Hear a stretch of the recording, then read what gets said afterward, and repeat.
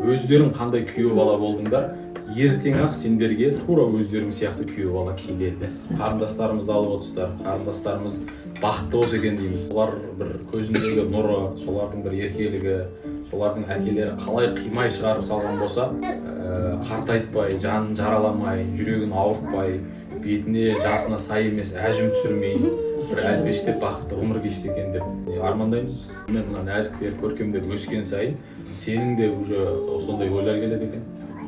Маған қандай күйеу бала келеді, мен қандай жаңа қайната боламын. Тарих қайталанады деген сияқты, өздерің қандай күйеу бала болдыңдар, ертең ақ сендерге тура өздерің сияқты күйеу бала келеді. Қазір өздерің алып отырған біреудің қызын ренжіттіңдер ма, ертең сендердің қыздарыңды ренжітетін бір күйеу бала келеді сендерге. Өзі өмір сондай, дүние алма кезек, Алла өзі алдыңа келтіреді деген сөз бар ғой қазақта. Сен ештеңе істей алмайсың.